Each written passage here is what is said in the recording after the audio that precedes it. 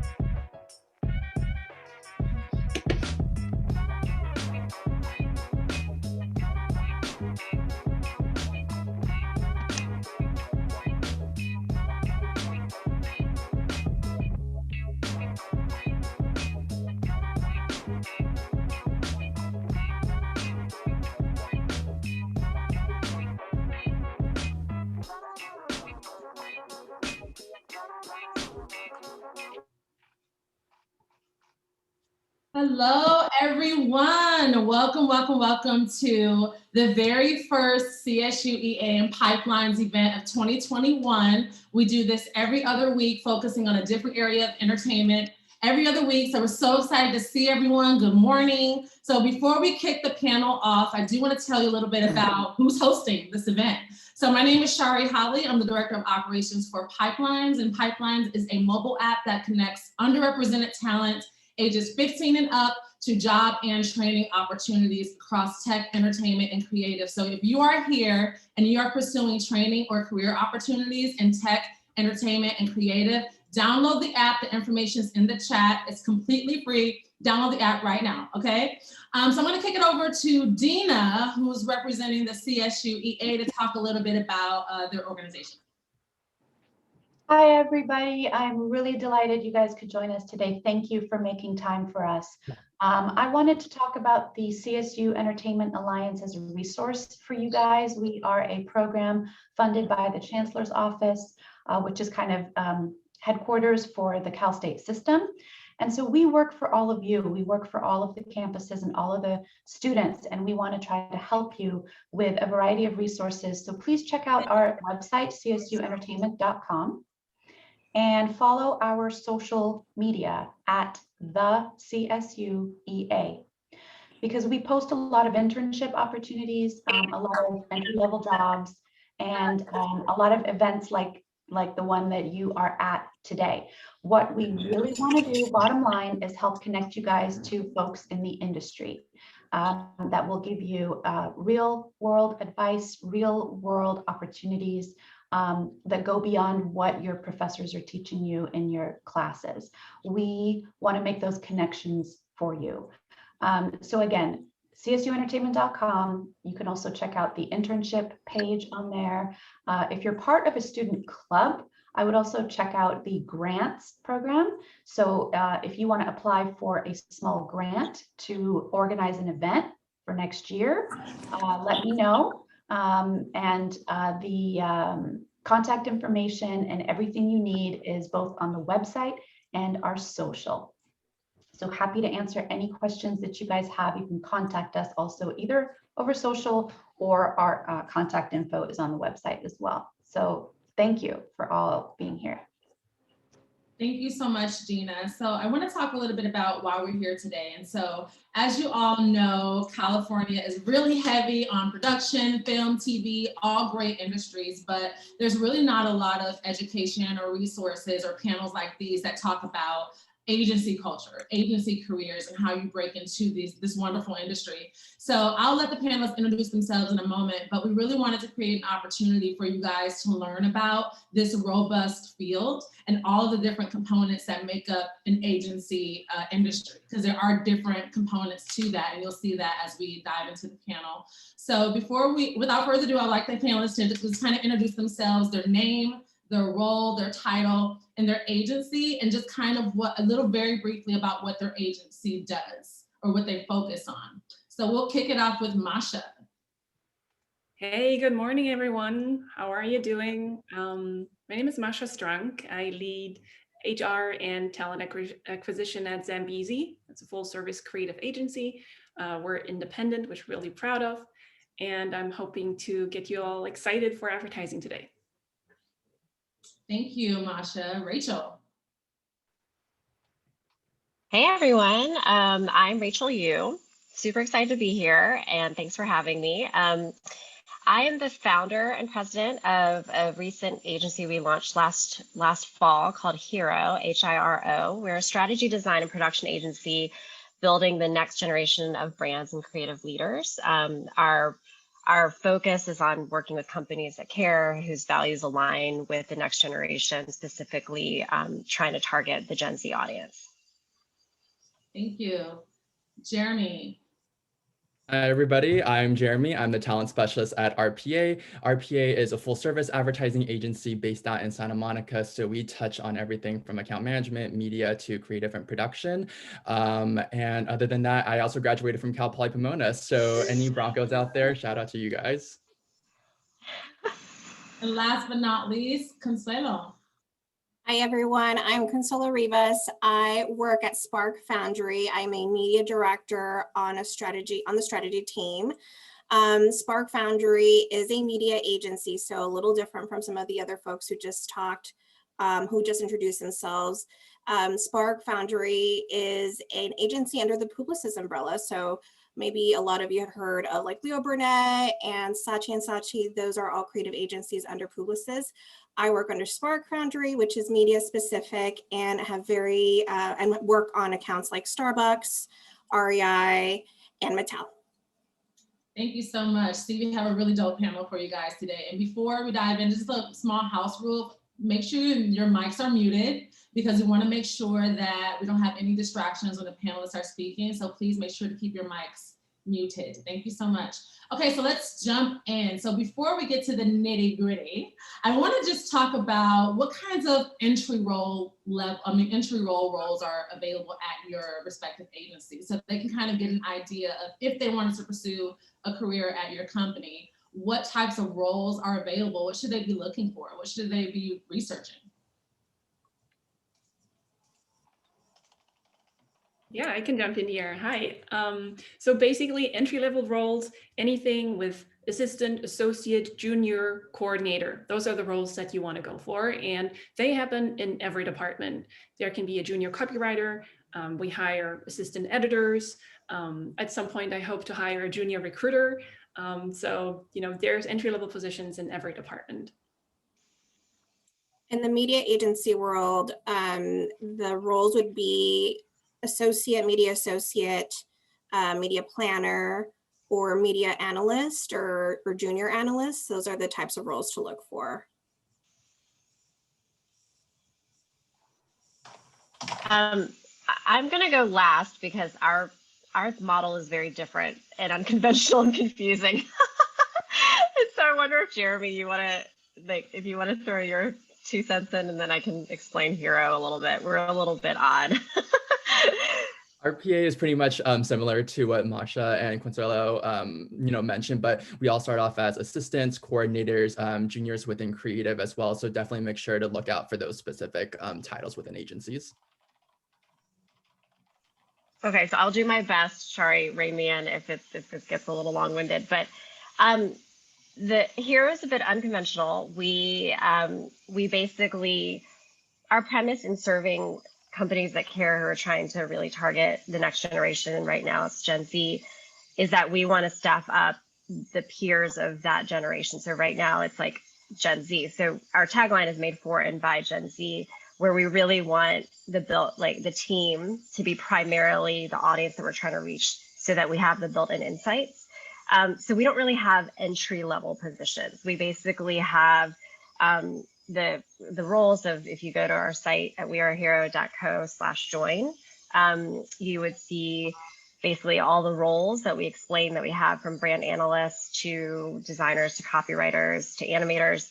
And we really expect people to come in with a high capacity for learning, curiosity, problem solving attitude, but your ability to contribute on day one with some hard skills and being able to hit the ground running. But we also know that, it's this chicken or the egg problem that everyone has of like, well, I need a portfolio, and then I don't, how am I going to get the work? But then, you just keep being told that.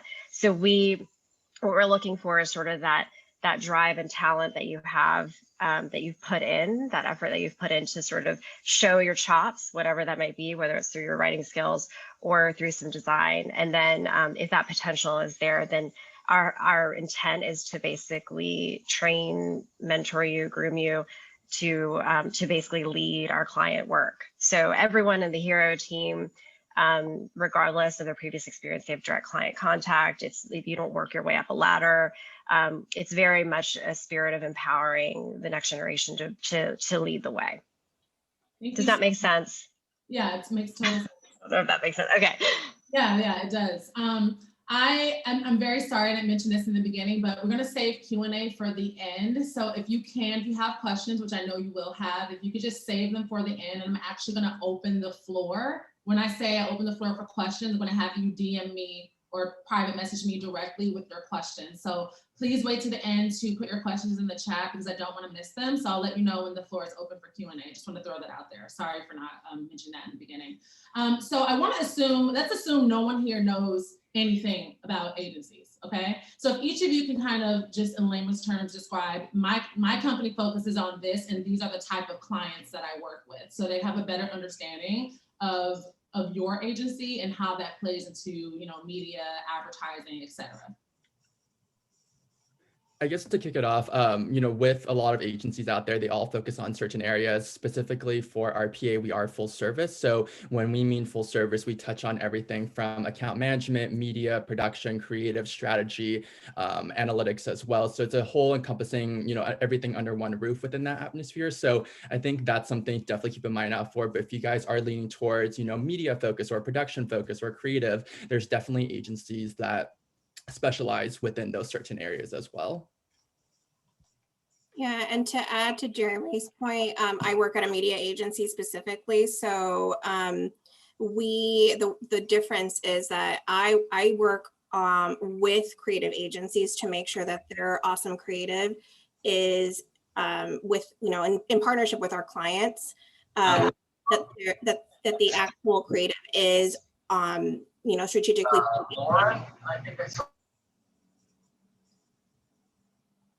Sorry, Connie, if you could just repeat that last part. Yeah, I work specifically with creative agencies in partnership with my media team to make sure that their creative, in line with what the client has approved, is showcased in the right media places. So really quick before Masha and Rachel, So what kinds of clients do you work with? Do you work with brands? Do you work with networks? Like how does that work? So some of the clients that are more, I'm specifically in the Seattle market. So some of the clients that are in my office in Seattle and in the West Coast, some in LA as well, are Mattel is one of them, Dole, REI, and Starbucks. So some of those clients have both creative agencies and media agencies, and some of them don't even fall under the same corporate umbrella, and they can be, the client makes that decision on who they want their creative agency to be, or their full service agency like an RPA, or their media agency. And so the client makes that decision, and we have to work together with both creative agencies and media agencies to make sure that we meet our clients' objectives. And, specifically my day-to-day is with REI, which is an outdoor company. And so I work really closely with their creative team to make sure that their vision and objectives and everything is actually comes to life in the media spaces across social, TV, video, and display. Thank you. Masha and Rachel? Yeah, I'll go. So I guess between Jeremy and I, we'll have to ping pong this a little bit because we're probably gonna have similar answers. Just RPA is just a tiny bit bigger than Zambezi. But basically we come from sports. So when we started out 15 years ago or so, we had a sports focus. We have since then broadened our portfolio of clients, but we still have a couple of those sports relationships. And for example, we work with TaylorMade Golf. That's, we've been working with them for 10 years now. We started working with the USGA, and most recently we picked up working with a nonprofit called LA84, which is really exciting. But we also have software clients, beverages, tourism. Most recently, we picked up working with Traeger Grills, which is also super fun. So a high-end barbecue brand. We actually have 2 of them in the office that are waiting for us to come back and use them. So there's a pretty broad portfolio these days. And sorry, what was the question, Shari? Was it literally a client list, or your agency focuses on, and what types of clients, like what type of clients would Hiro take on? Got it. Okay. So we're still figuring it out because we're young. We're a few months old, but I would say, our sweet spot is really, we call ourselves sort of like the queer eye for brands, or brand therapists, because we kind of come in as a team and say, okay, well, let's help you be really self-aware. Like, who are you really? And let's bring the best version out of you. So it's like the Karama part of like coaching. And then we have all these other pieces of like, how should you dress? What colors make you look really good? And it's the expression of yourself as your identity. And so I think sometimes our favorite work to do is when it's a startup or a founder, the founder is really close to it because we can help them express their vision. One of the examples of work that we've done most recently was a local Charlottesville nonprofit. And I would say a standard client job would look like them saying, hey, we're called Computers for Kids, but we actually don't give computers away to kids anymore. We do something totally different. Here's our really, really old looking website that was probably made in 1997 before all of y'all were born. And so they were just like, and they say, help us. And oftentimes a lot of people come to us with like, we need a new logo, or can you help us make a really pretty PowerPoint presentation or just a website?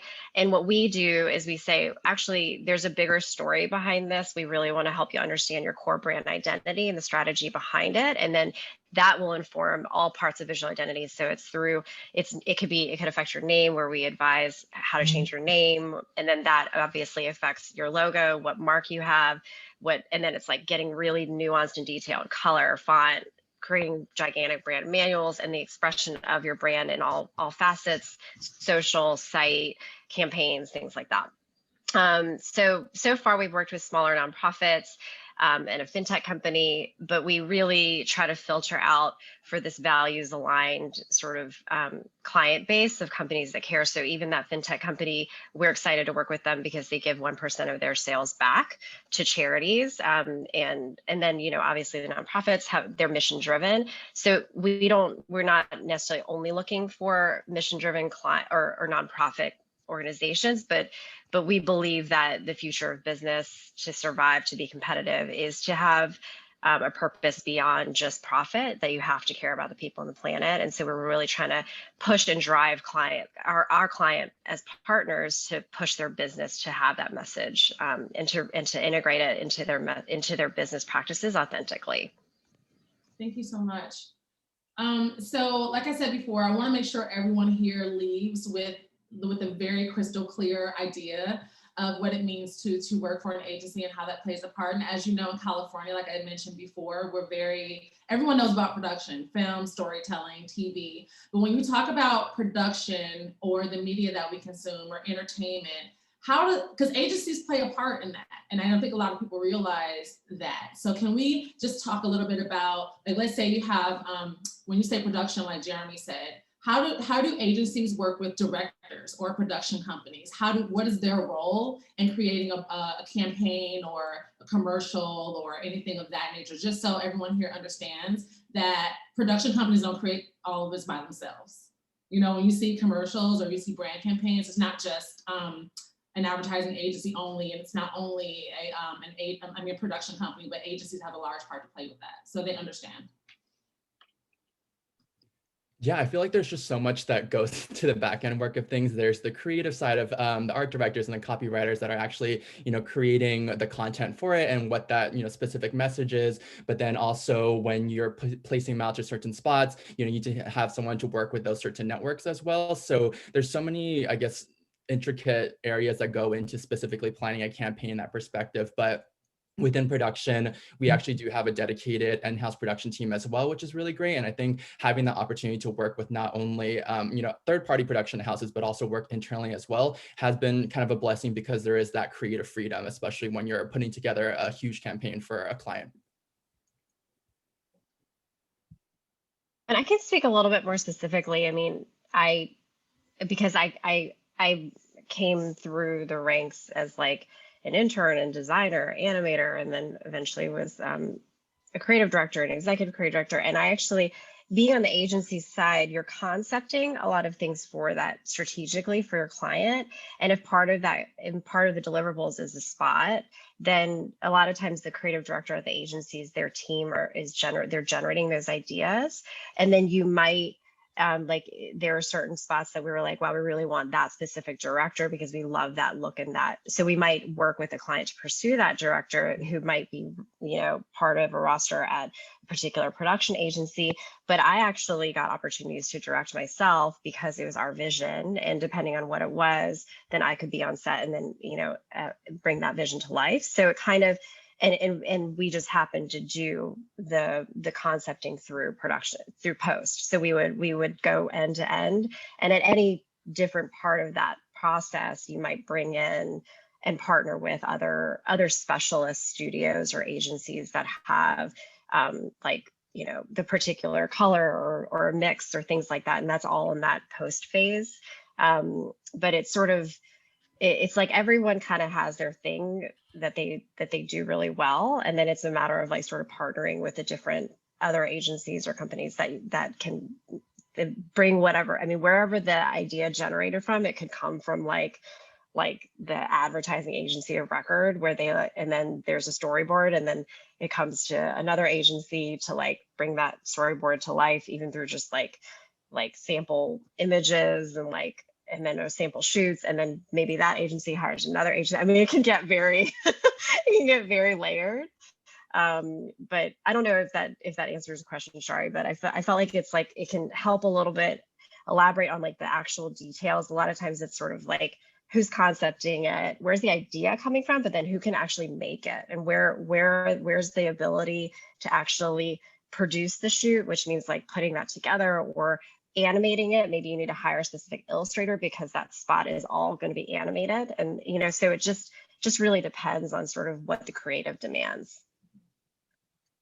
Yeah, I'm gonna add my 2 cents here as well. So I think in general, sure, a client could work directly with a production company and cut out the middleman, us.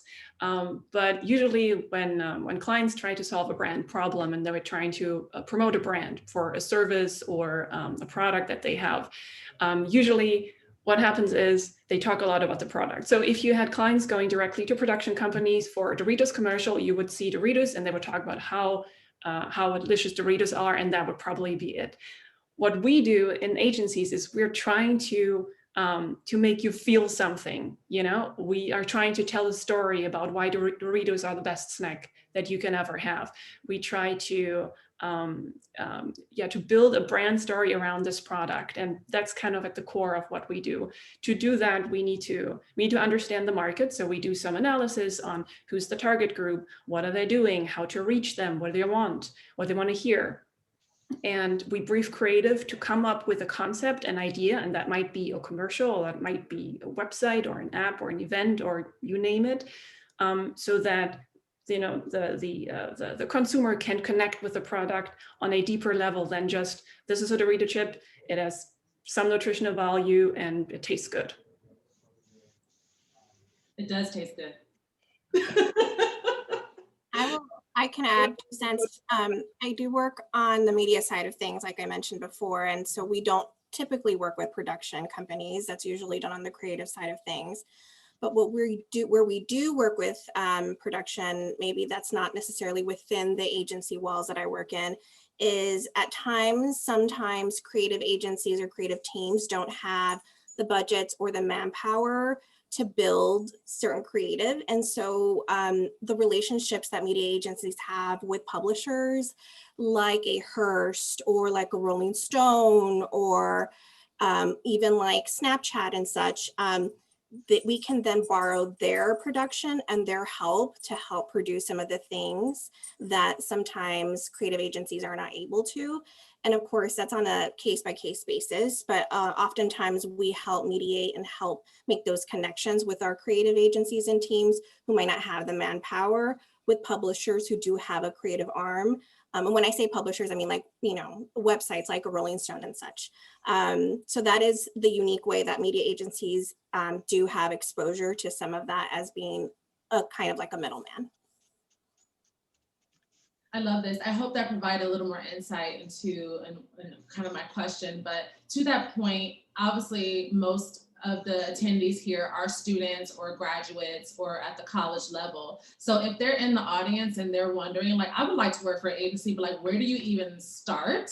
Like, what should I be doing? Are there like specific training or education or skills that agencies require? If we could just speak to that, and maybe even tell your own story about your first agency job and how you got. I just want to make sure they understand, if they are interested in this career path, that they are doing the right things right now to prepare for a career at an agency. I can start with that one. I would say networking, meeting people, connecting. LinkedIn is so important. I think, and Shari and I have known each other for over a decade. So she knew me before I even worked in the agency space. So I've been at this, I've worked with Publicis agencies for the last decade. And my journey started with applying as an associate, a media associate role. And I was referred to by someone who knew Shari. And so that is, I was able to connect with this person. I was able to tell them like, hey, I've been trying to get into this agency world. So how can I get in a foot in the door? So she referred me. So it was all about networking and knowing people. So connecting with people, even if you don't think this person can help you right now, adding them to LinkedIn, getting their information, reaching out. It is so important to have that network, because when you don't, like, the facilitation of getting your foot in the door is likely not to happen as quickly. So apply to jobs and see if there is someone that that works at this position, because referments are so important.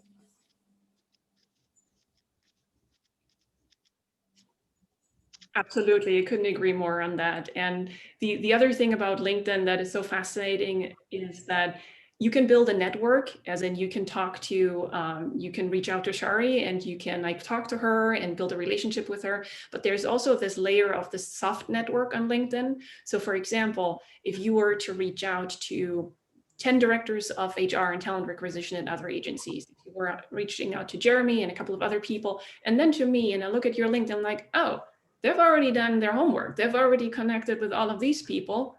They kind of know what they're doing. I want to talk to them. So use that as well. And I think one more thing to add is just always just doing your research when you're doing these networking events, or when you're networking with other associates, because those networking sessions are kind of like that informational interview where they're gonna, advocate for you if you are a really good, candidate. And if you've done your research, you never know where that might spot land you. I mean, that's pretty much how I found my first internship and my way into advertising is, through my personal network. And with you guys right now, with the classwork and the group work that you're currently doing in college, those people, you never know where they're going to end up in certain companies. So they can be the ones that can advocate for you guys as well. And I think for us, it really depends on the type of role that you're seeking. If it's a visual role, you need to have visual work to show. And even if that means, so as a designer, for example, you have to, I mean, sites are so easy to make, or even to make a profile on like Behance or something, that you really have to have some work to show, even if it means you're making up your own problems to solve. Like you pick your favorite brand and you want to rebrand them and come up with a new logo or a new look. Whatever it is you should like find other portfolios of other peers or even people that you admire, and they're all over. Just go to Behance, you can see what the standard is, and to basically try to elevate your work to that standard, because the choice on visual artists, whether it's an editor, animator, designer, digital designer, I almost always look at the visual first. I don't look at anything else. I just say, like, I want to see the work, and if the work isn't there and it doesn't feel like the quality is there, or the craft, or maybe just stylistically it doesn't match sort of our needs, then it doesn't go past that. So as a visual artist, you really have to have that first. On the non-tangible, or like the less tangible stuff like project management, producer, analyst, strategist, that is more about critical thinking. And I feel like it's subtle, but you demonstrate your ability to do that even in an email that you write. In every communication that you have, you demonstrate, like, a lot of times the primary role of those functions also are being excellent communicators. And so just remember that every step that you take in your professional career is demonstrating whether you're good at the job that you want. And so you have to really, like, that was one of the first great pieces of advice that I got from a partner that I worked with in my first job. He said, you are always presenting yourself. Like when you leave, back then it was like when you leave a voicemail. So then I would like redo my voicemails 5 times because I was like, oh no, he was like, you're always presenting yourself. You're always making an impression. And so, just know that those non-tangible things are ways to demonstrate that as well, even in your informal networking. And then lastly, I think don't underestimate any professional experience you could possibly get of like interning. Even if you have like an uncle that has some boring office job, just do it, because the transition, the experience that you'll get of being in a professional working environment, to learn how to be accountable, to be proactive, to seek more work. All of those soft skills, that's the stuff that actually sometimes, even when you have the hard skills, that's what differentiates people once they get the job and once they're in that entry-level job. Those are the people that excel. And so whatever, for me, when I see that people have already taken that initiative to seek out work like that and previous experience, even if it's totally unrelated, but the fact that they have summer after summer after summer of just hard work ethic, those people stand out to me already. Yes, I love this. And if any of you have been on my last panels, I drill the topic of being proactive. Like I beat it like a broken record. I'm like, look, be proactive, because this industry, nothing's gonna come to you. It's not just gonna, very rarely will this great grand opportunity fall in your lap. And this, I can't stress that enough in entertainment and creative specifically. You have to go out and do your due diligence and do your research. I've met people who are like, oh yeah, I don't have a LinkedIn. It's for like old people. No, it's not for old people. I've met so many people and connected with so many people for my business through LinkedIn. And so if you are here today and you don't have one, that's homework. Create your LinkedIn, update your LinkedIn, make yourself stand out, because you're doing yourself a huge disservice if you do not. And all of you are at the level where you should have a LinkedIn. So to that point, if they're here, let's say they've never had an internship. They've never had an internship. They've never had a full-time job in entertainment or creative, but they want to cross over into this industry. I just told them to have a LinkedIn. So what should be on it? Like from an agency lens, what kinds of skills are you looking for? What kind of skills are attractive? Like, oh, okay, all right, Shari, I want to hit her up and see what she's about. Like, what makes a candidate stand out if they don't have a lot of experience?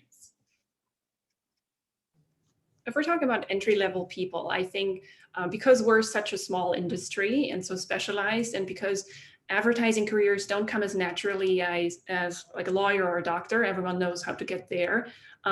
Usually what helps us is knowing that you really know what you're getting yourself into. So if I see a resume and it's perfectly fine, but there is no hint of any understanding for advertising, that's a flag for me. So what you want to do is you want to either take classes or join your college ad club, or maybe you pursue some online learning or certificate on your own time. Maybe you have, like Rachel said earlier, a portfolio where you just try something out. You're just like, I'm just going to rebrand Miller Lite today and see what happens, and just having fun with that. So for me to know that you know a little bit about this industry goes a long way. And sort of adding on to that, what Rachel mentioned about, having soft skills as well, it's really important that you guys do have those communication and interpersonal, just awareness as well. So I think one great example I always bring to the table is I did a phone screen with a girl because she was a stand-up comedian, and she ended up getting the internship because it shows me she can put herself out there. She can, stand her ground and talk to other people, but also just feel comfortable in her own skin. So if you do have any side hustles, if you do have any side passions, try to find out what those skill sets are and how they could be applicable towards that job that you're applying for, that type of department that you're applying for. I love that. And I would love to add, sorry, I oftentimes hear my dad's voice where I'm like, oh my God, I'm turning into my dad. But this is the harsh reality. The harsh reality is that there's a lot of competition, and there are many schools in this country that have advertising undergraduate specialties or schools. I mean, there are your peers in this country who have dedicated their focus in specializing. And some of them might already know a lot about media planning or strategy around, I mean, they have a leg up. And so the thing is, that is a practical reality. I mean, just as a note of comfort, I mean, I was in business. I decided to completely change my career at the age of 30, went to graduate school for design and animation at Pratt. I was like a 32-year-old intern competing with people 10 years younger than me, or even younger than that, who like were basically born with Photoshop and like just like doing stuff. And I was like, oh my God, the competition is thick, like you need to know what's out there. And because of that, I'm not doing that to scare you, but to inspire you that, you be aware of what's out there. That's even the first thing that we do in branding, right? We say like, what's your competitive landscape? Who else is doing your thing? And you need to know what they're doing and what they're into. So what Masha said about that focus, I mean, I know it's really hard, right? Because I didn't know what I really wanted to do. I completely changed my career. But sometimes the best path to ambivalence is just to choose one and just pretend, like walk the walk and be like, I'm obsessed with advertising. I'm just going to be obsessed with it for the next 6 months and see how it goes. And if you do that and you pick it and you try it, then at least when you show up to any of us, we see that there's focus, there's passion, you know a lot about the big players, you've read the case studies, you're following blogs, and you're making up for the fact that you don't necessarily have that training or that focus otherwise. But you have to remember you're being compared against those other peers. So you have to ask yourself, what's going to make yourself stand out? And, again, know that you don't have to commit the next, your interest right now for the next 20 years. I mean, I'm an example of that, right? You don't even have to commit to that for the next 3 years. You could try advertising for a couple of years and then be like, oh my gosh, I want to be a doctor. Like you don't just pick something and try it, right? And then you're better off because there are people who know, and they're the ones, that passion and drive, they will almost always go to the top of the stack.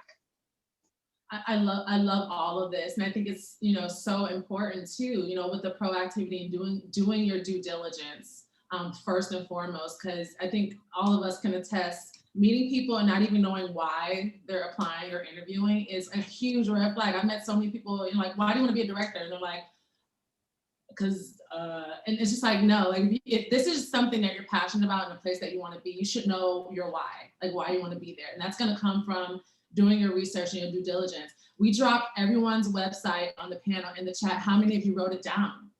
How many of you wrote it down and said, I'm going to go check out their website after this? Totally rhetorical, but if you haven't, you should be writing them down. And when this panel is over, checking out their website, what kind of work they do, what the culture is like, what kind of roles are available, so you can familiarize yourself with that particular agency, because we have design, brand, creative, media, and full service represented on this panel, and they're not all the same.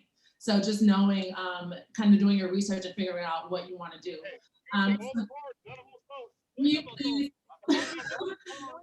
So to your point, when we talk about careers, because I do want to talk about freelance culture, because freelancers are a lucrative career. There's some people who are permalancers, people who all they do is freelance. And I want to break down the stigma that, a 9-to-5 or having a full-time job is the way, because some people are very happy and stable being freelancers. So could each of you talk about if your agency uses freelancers and what capacity, how integral are freelancers to your agency, and what kind of roles they would be?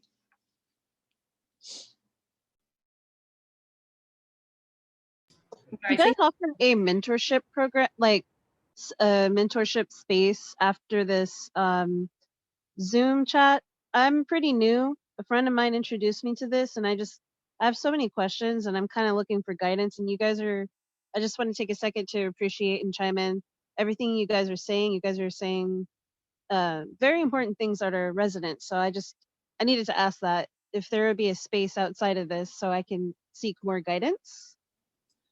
Sure. If you could just email me with your questions or ask them at the end, I'll be happy to provide those resources for you. But there will be some resources that I can send to you after this panel, if you want to save your questions for the end. Thank you. No worries. Thank you. Yeah, freelancers. So we hire freelancers regularly. I think most often designers, editors, producers.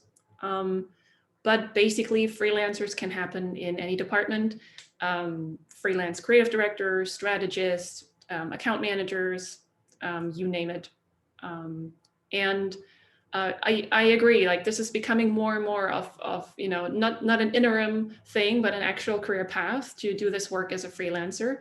And there's pros and cons with that, of course. Pros being you have complete control over your own schedule.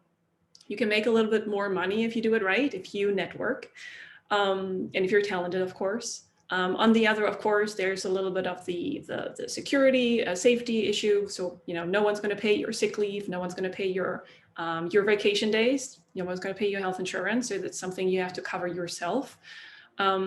And then, at the core, it's also a kind of like a personality thing. Like, do you want to be with people? Do you enjoy being in a team, being part of a larger culture? Or are you good just like doing your own thing? Are you like in your screen for hours? You don't really want to chit chat. So those are things to consider.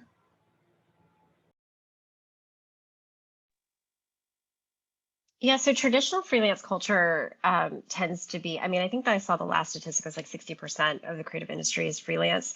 It lends itself well to that because we're so project based. Like it's like suddenly there's a need and it's like, oh my God, we got to scramble a team together. So, branding has longer lead times. The more you get into production, it's like, got to do it yesterday.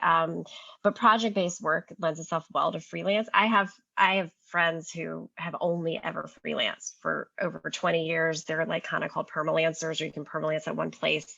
And that happens where like they're like non-committal. They want the option to be able to leave whenever they want, but they end up basically working at like the same agency or studio for 2 years or 10 years or something. But the reality of traditional freelance is just know that, just like what Masha was saying, in a nutshell, you're your own business. So that means you're invoicing, you're tracking down those payments. Like nobody else is taking care of you. For all intents and purposes, you literally are your own business. And I have many friends who actually incorporate because there are a lot of tax benefits. So you have to like learn about a lot of that stuff. If you like that, if you don't mind not having payment fluctuations. A lot of times it's feast or famine. So you have to do like independent quarterly tax, like forecast. There's just a lot of stuff, the way that businesses run. That can be a really great option because of the flexibility. I have friends who like take several months off per year because they're able to manage their finances and their lifestyle, and they want to travel, they have specific events, things like that. That team nurturing thing is so huge. I mean, as a freelancer, it's quite utilitarian. It feels like it's like you're there for that task. And it's unusual, unless you end up staying at an agency like for a really long time, it's unusual to start feeling like you're to get any development, to really get even opportunities, right? Like they're going to give a staff designer an opportunity to art direct more than they will give, a freelance designer, because they're there on the team and they're investing that in them. So there are pros and cons. With that said, Hiro's model is trying to blend those two. We are only a freelance team.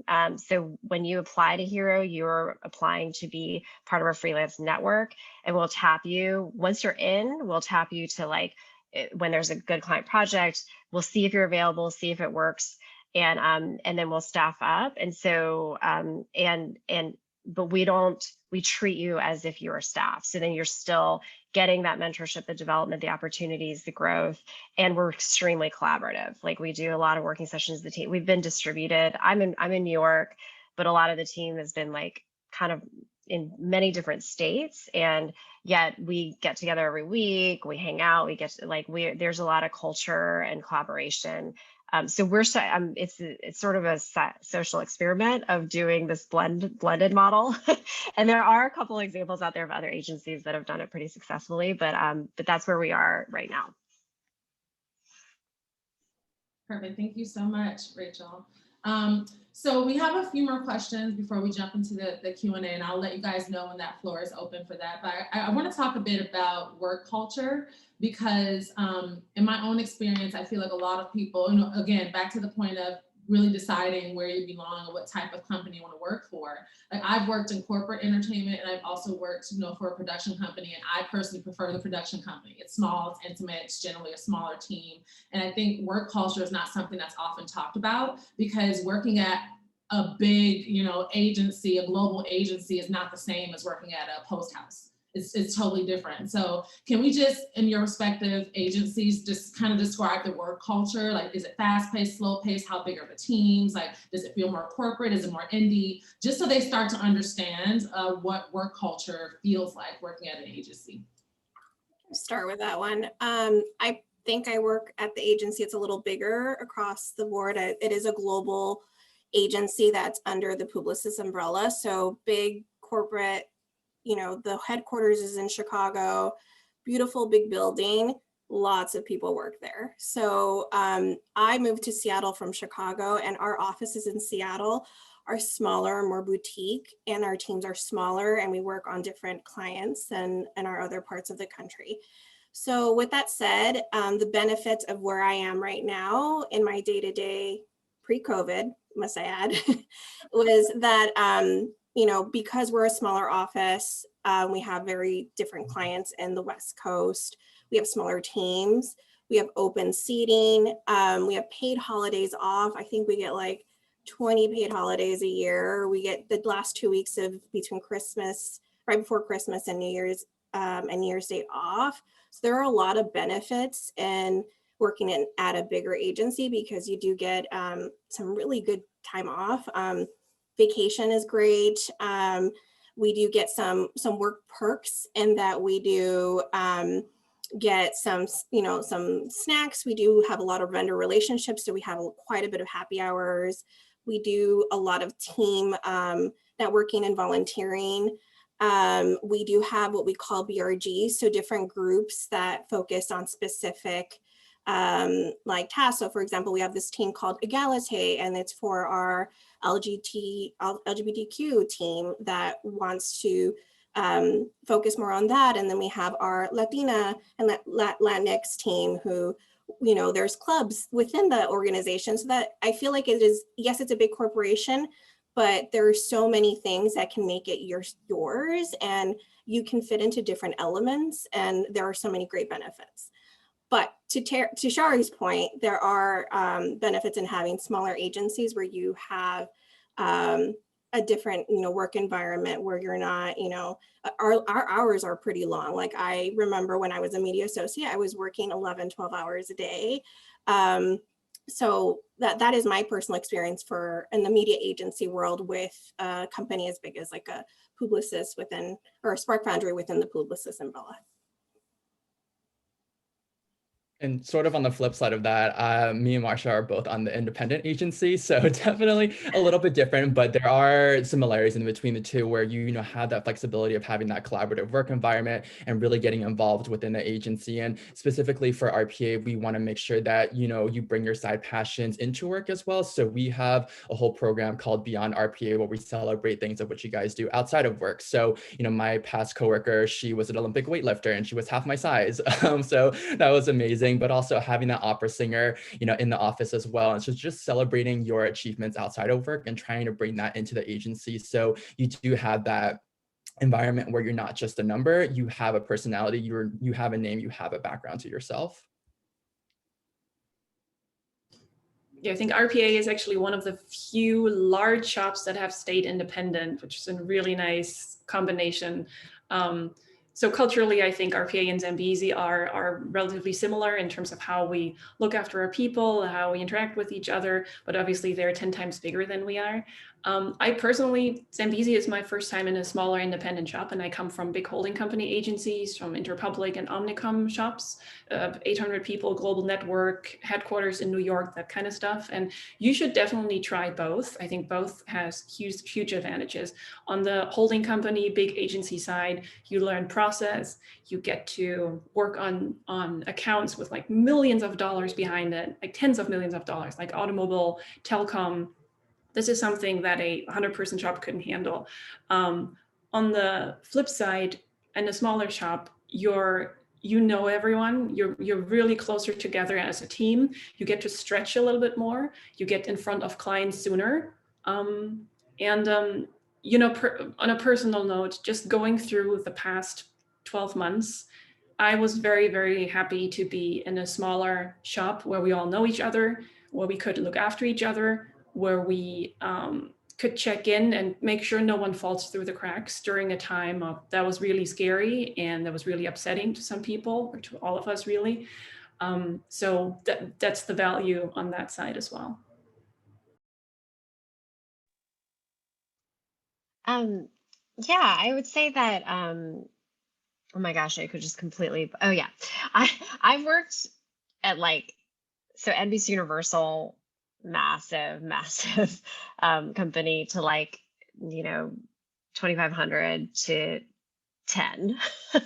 And it's a huge, I mean, everything to me, the larger companies, I reminisce about it, like the 401k, like the really great benefits. I mean, that's larger corporations will have, like what Connie was mentioning, like the amazing benefits a lot of times, and support, like even just great health insurance. Like that's, I mean, truly, you just miss that when you're sort of at these smaller boutique agencies, depending on, but I found, similar to what Masha was saying, like that I fit in culturally better at smaller agencies because you could wear many hats and sort of be, you can feel your impact. Like there's greater impact. You do the work and you see the contribution sort of faster. There's like a quicker return, or as opposed to sometimes in the larger companies, although it sounds like Connie has the best of both worlds because it's sort of like entrepreneurial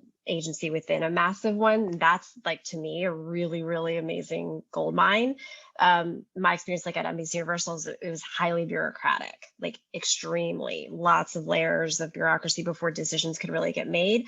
That happens a lot at larger companies. Not at every company, it's very specific to the culture, but it tends to just happen more with more people, which makes more sense. So also, my experience was that larger companies had more stricter dress codes because you're in these like fancier buildings, and I like wearing flip-flops to work. So, and not that that was the deal breaker by any means, but truly there is sort of like a personality and a style of how formal, what kind of formality do you want?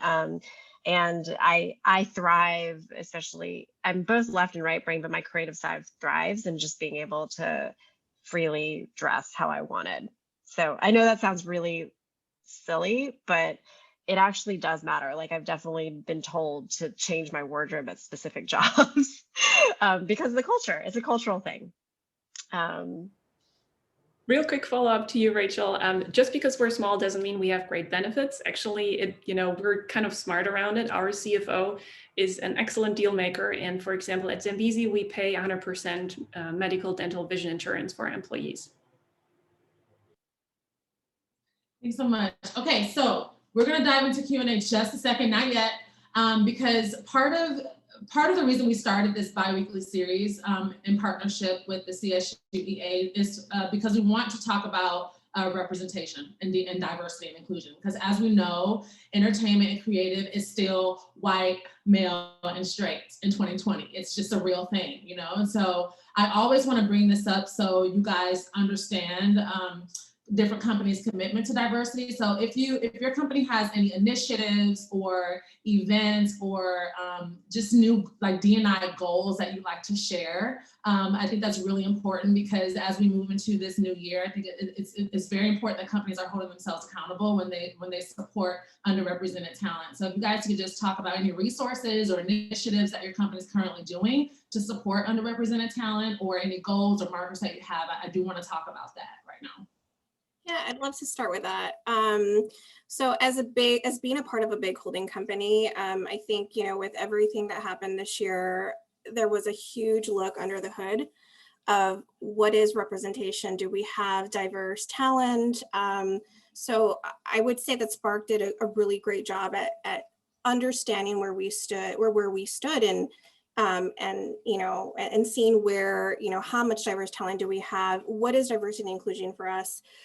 I'm very lucky that we have some really great top talent that focuses on D&I, and we've created essentially a council of different subgroups that will help with mentorship, to help with training, to help with making sure that we're hiring the right talent, that we're not just hiring them, but that we're elevating them, that they're not just staying at the entry levels and that we're continuously bringing them up. I'm very lucky, I'm Latina. I am a director, but there aren't that many directors in my company that are Hispanic. So I'm a part of this group, and I am very proud of it because we have a lot of work to do, I will admit that, but with what we're doing, I believe that we can help bring talent up and continuously keep them up and continue educating and get to the point where we have a more diverse leadership.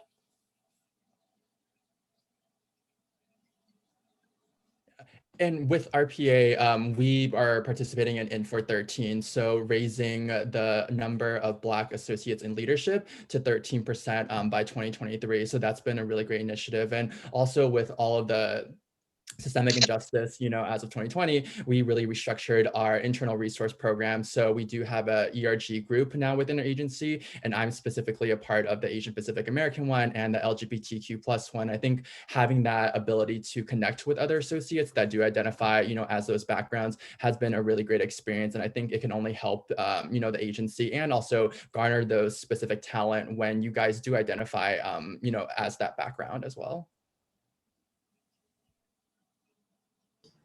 Yeah, Zambezi is also part of Infor 13, and we took that opportunity to not only look at Black talent, this is the original initiative, but also just say let's just go for general population. So by 2023, 13% Black talent in leadership positions, 18% Hispanic, roughly, of course, we're not talking about 18% exactly, but that's kind of our goal for 2023. We are a little bit too small to really separate out into separate ERGs like RPA, but we do have an employee-driven initiative called Open Waters. So we make sure that we make room for them, we give them resources, but they're pretty much doing their own thing, which has been great. Like, for example, this month they're putting on a whole slew of initiatives for Black History Month. So that's been really great to support. And then I think at the very foundation, at the core of things, it's important to have fair pay and fair performance feedback. And that is something that we're really, really strict about our pay equity and equality, and frequent feedback.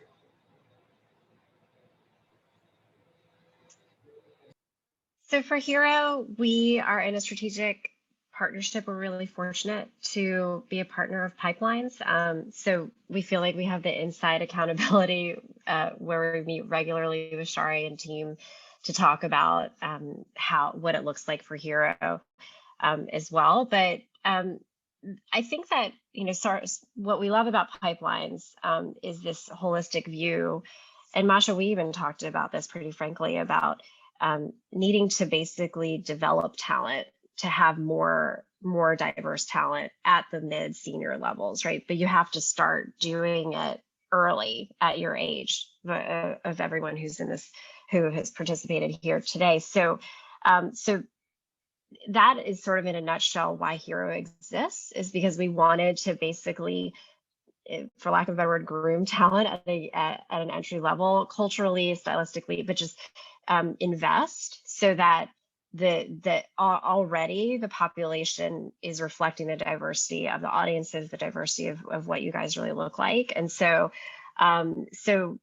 right now we're not being selective. We don't have any goals because we're just a few months old. We're like basically newborns just hoping to get fed. but it's a high priority in our mind, and something that we're constantly looking out for in terms of like recruiting and that sort of thing, but really wanting to invest and develop talent that looks completely diverse. And so then we're, in a sense, we feel like we're kind of engaging in solving the problem, because we want to basically support more people who already, so by the time, like 5 years from now, 10 years from now, we hope that we've created creative leaders, if that makes sense, that are truly diverse and reflect what our audiences look like, and sort of and who we're trying to reach, our users, all of that, as well as sort of and that's what really excites me about the Gen Z generation, considering you're the last like just by hair 52% I think white, but it'll be the last majority white generation, and that's super exciting to us in terms of really looking at the entering workforce of Gen Z and trying to really make sure that diversity reflects your actual demographic. And I just want to piggyback off of Rachel. I invited her to this panel because I do think she offers like she said, I wouldn't say they're odd, but Hiro, and I don't think she stressed this enough, but all of their staff are all Gen Z. Okay, and I think that's really cool. They're actually doing our rebrand. So if you're a creative out there, and this will be such a great opportunity for you to work with clients, they're doing an incredible job. She can talk a bit more later about the different roles, but I do think it's very important, and it's a great opportunity for Hiro to allow that development, those opportunities for underrepresented creatives who are looking to really get real world experience working with actual clients. So I just wanted to piggyback and stress that as well. And it's really funny because, oh, sorry. No, go ahead. Oh, just one comment I wanted to make is what we love about Pipelines is the definition of diversity. It's so broad. The underrepresented includes so many things. And one of the things that really resonated with me and sort of planted a seed was this like ageism. And I think it can go either way. And one of the things that we're even exploring and tapping into is like how does the industry receive younger talent, and do they respect what does that look like? Because a lot of times people thought I was really young, I'm petite, you get the pat on the head sort of thing of like, oh, you're so professional, like this is so nice, as opposed to just like treating you the same way that any other agency would be treated. So it's been an interesting journey for us, I do have to say, because I think there's sort of biases of all kinds. And so that's something like we feel like we're in the early cusp of. I just want to be transparent about that. And that's something that we also love that Pipelines is including age as part of it, of just like, let's think broadly about what inclusion looks like. Thank you, Rachel. So before I ask my last question, I am going to open the floor for Q&A. Private message me directly with your question. If you don't private message me, I'm not going to get to it. So please private message me directly with your questions. Right now, I'm opening the floor. So my last question, I'm very passionate about making sure that when they come to these panels, they're not just leaving with additional information, but they're leaving with actual resources that will help them and assist them in their pursuits. So that being said, to our panelists, if you know of any cool initiatives or clubs or organizations or nonprofits or job boards or forums, portals, anything that you think would be helpful for the students and graduates and talent that are in attendance, please drop it in the chat for them, because I want to make sure that they actually leave with tangible resources that they can plug into. So let's get to these questions. Yes, oh, you guys are on it. Okay. This is for RPA and possibly for everyone, but how far can an applicant show off their side gigs without interfering with the client's talent or campaign? Oh, that's a good one. I feel like a brief snippet of it on your resume is really good, because your resume is, full of your past experiences, but definitely include some of that. If you feel like your resume has too much information, that's definitely where you can put that on LinkedIn. So definitely use LinkedIn as a resource, but just sort of have that as like an overflow of whatever you have on your resume or whatever you feel like you can't put enough on your resume. Perfect. To each agency, are there any summer internships or part-time jobs available this year for those seeking firsthand experience? So if you guys have any open roles right now, could we speak to that, or maybe resources that they can find jobs? That would be helpful. I guess I'll go again. As far as internships, yes, we do have a summer internship. The deadline apply is going to be February 26th. It will be 100% virtual. We also have a bunch of full-time careers coming down the line. So if you guys are interested in full-time, definitely reach out to me after this. But a lot of our positions now will be 100% virtual and remote. Our program is still in the works. Spark. We don't have internships, we only have jobs. So so we just encourage you to apply to join into our freelance family, and then when an opportunity comes up, we'll reach out. Next question, do you have any tips for cinema graduates or alum in terms of networking on LinkedIn, i.e. an effective way to reach out to a recruiter? So I'm gonna generalize this a little bit. Just because we talked about LinkedIn and networking, what is an effective way to reach out to a recruiter without looking like a creep or a pest? Give us some examples about how to reach out to a recruiter or a decision maker at a company through LinkedIn or networking in general.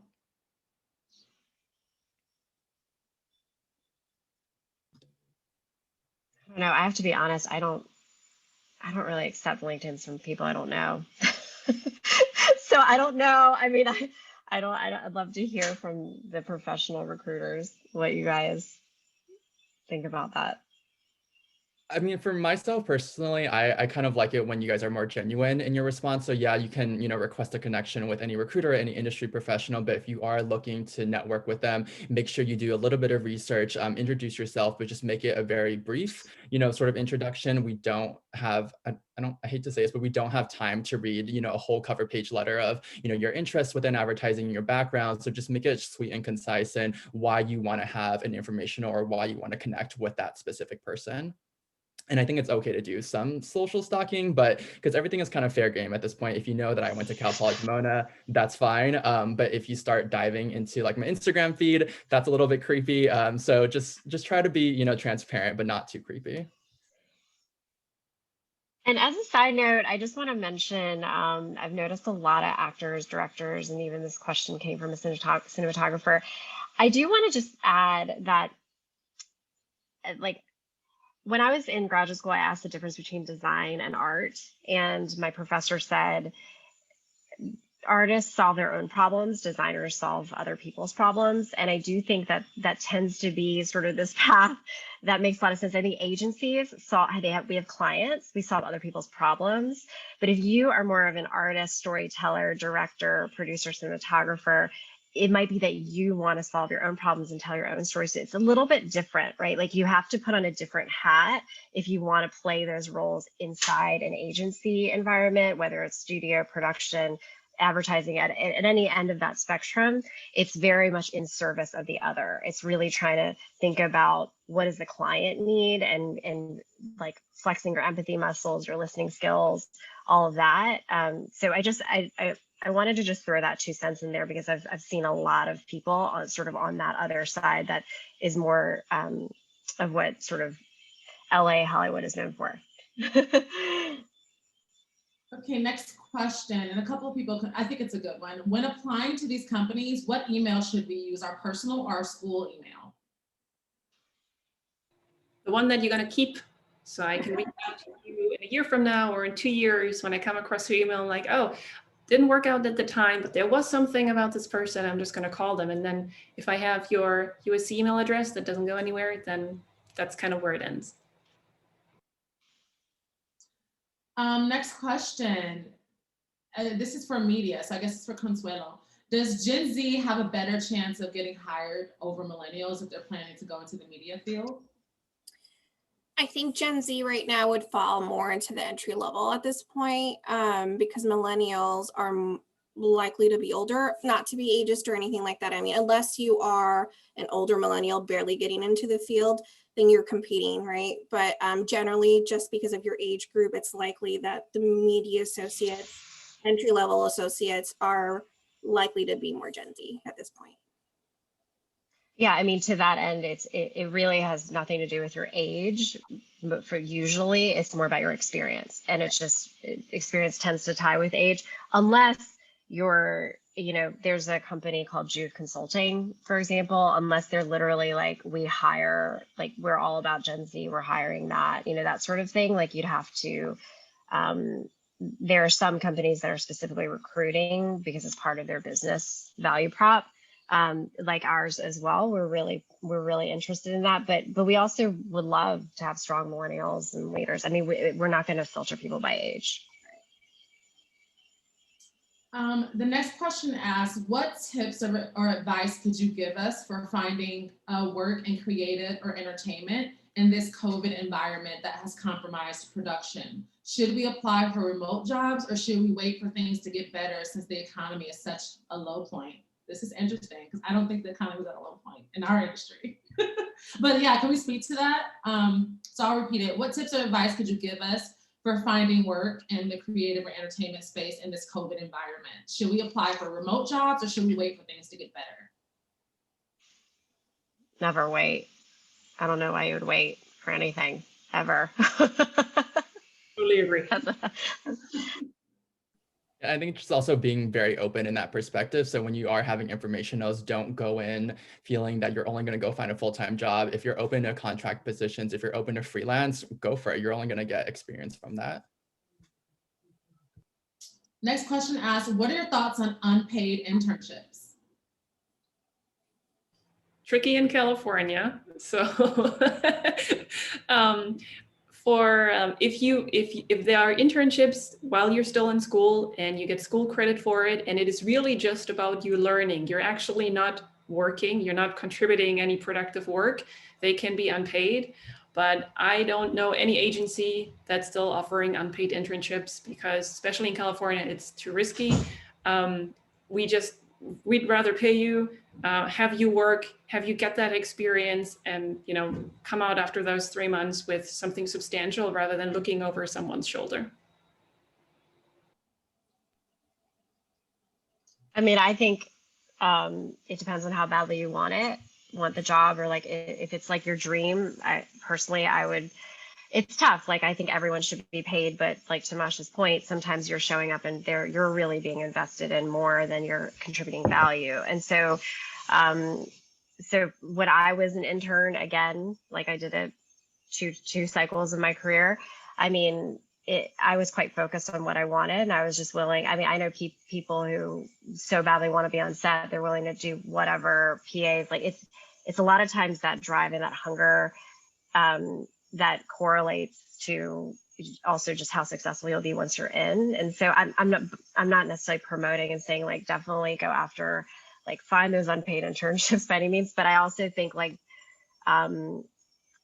there's a certain point at which you can be a lot more selective about your choices, about, you know, sort of your value add. And I think if you're literally at an entry level, they're giving you something by giving you a job that you can put on your resume and some sort of professional experience, then to me it can be worth it. I don't know that I would be super selective about that, especially if it's like the kind of experience that you really want. If that makes sense. As long as it's legal.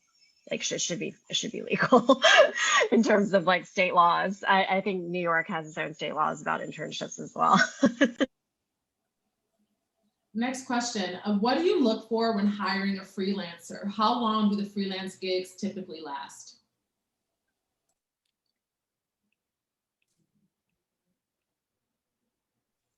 I mean, really anything. Like we've brought in creatives for like an overnight design solve. Sometimes, you know, we have someone go on maternity leave and we need an account director for 4 months. It can be anything. And to that end, what you're looking for is probably someone that can add value right away. A lot of times with freelancers, you don't really have the luxury to sort of, it's sort of like you have a need and they're there to solve that need. Next question says, to the agencies that work with production companies, what are some of the production companies that you work with? There's so many out there that when researching, they show bigger companies that require 10+ years experience.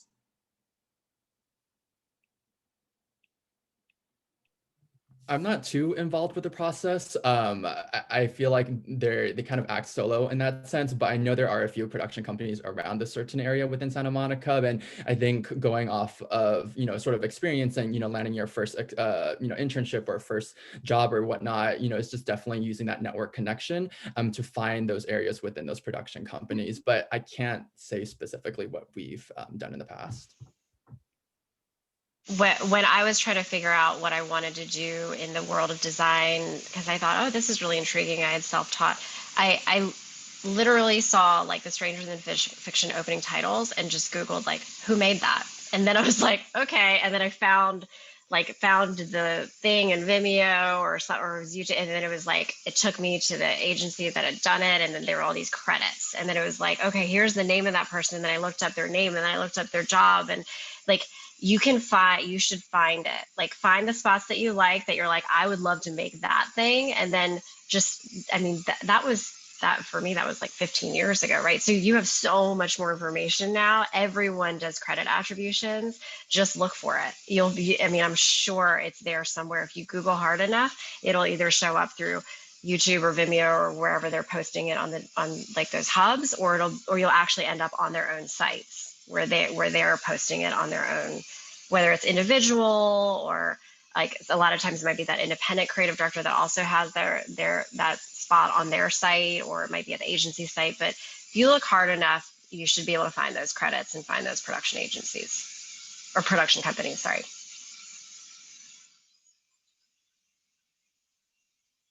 I'm on mute. Okay, there we go. This next question asks, on the topic of internships, what would you say a media company looks for in a potential applicant? And I'm actually going to retweet that just so they understand. What would you say your agency looks for in a potential entry-level applicant or applicant in general? I can take this. I'm not like Jeremy and Mascha where they're, looking at talent and hiring people, but when I've had the opportunity to work with our interns, things that we do look for, passion. I think Jeremy talked about this earlier when, even for entry-level positions, internships, it's the same. Looking for passion points, Your general skills, communication skills. Do you know how to use Excel for media specifically? Things like Microsoft, Adobe, all the software that you can use is important to learn or to post in your resume. I recently mentored someone who had a really great resume who included like the fact that she was an ENFJ and included some more about her personality traits, which I was like, that is awesome, because those are things that you don't read in a resume normally. Like you capture that over time after working with someone. So just understanding your personality can come through in your resume. Just general skills, if you're bilingual, I think that's also important to note. And, you know, because you're entry level, you may not have a lot of general work experience. So just like who you are is so important to include in your resume. And I'm kind of also, you know, working backwards is something that I like to do a lot of the time. So if you guys know which department you want to get into, search up, you know, random job descriptions, find out what those skill sets are, and then trying to figure out if you can get exposure to that. So with, you know, the media side of things, there are more tangible stuff you guys can actually get certification for. But like if you're going to account management, it's all about that interpersonal communication, how you deal with uncertainty in that sense. So kind of work backwards and trying to figure out within your experiences, or even at school for that matter, what have you done to make yourself applicable for that department or for that specific job? Okay, next question. How much does it impact if I have tons of experience as a working professional? However, none of that are really tied to the job that I'm seeking at the moment or applying to.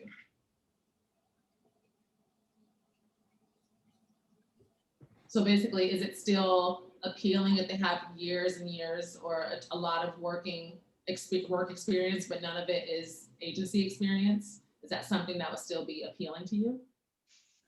I think it is, because you can offer a lot and bring a lot to the table. I think you just also have to be realistic that if you don't have direct experience within advertising or marketing, you will have to start off at the entry level or in some, you know, more junior capacity. So just being open-minded about that, and that, you know, you will have to learn the ropes and get that solid foundation before you can move up to a more mid-level or senior level position down the line.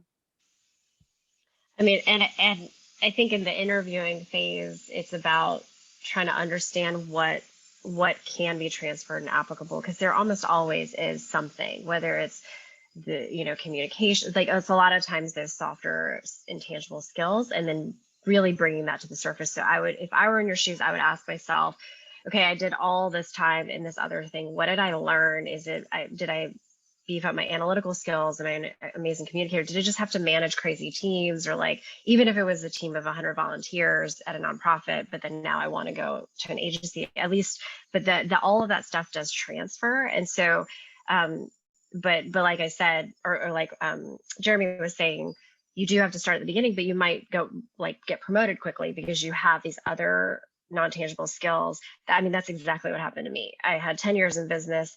It was like sort of boring operations, management, consulting kind of analyst stuff.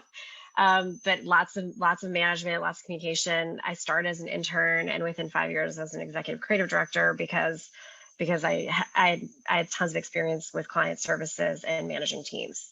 So don't be afraid to start early. Start, you know, at an entry level. Trust and believe in yourself that all of the work that you've done will apply somehow. Next question. Do any of you guys have a working relationship with the gaming industry?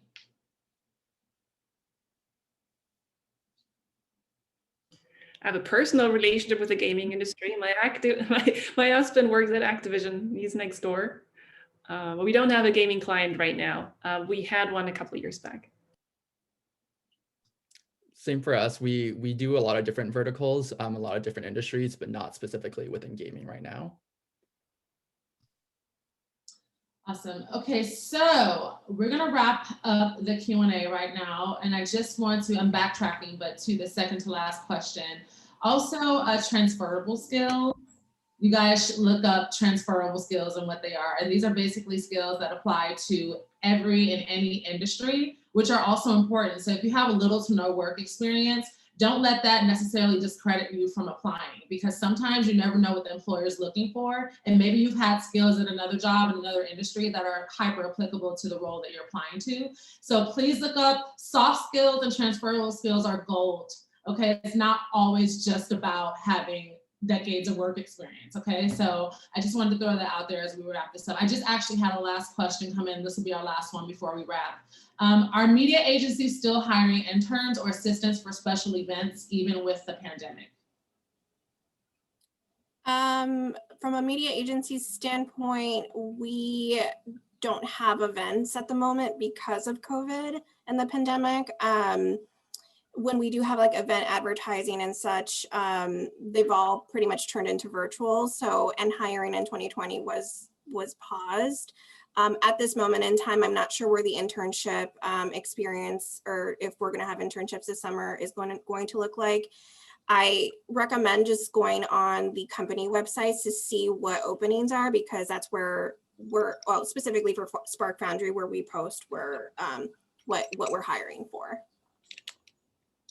Perfect. Okay, so we've come to the end. I know time flies when you're having fun.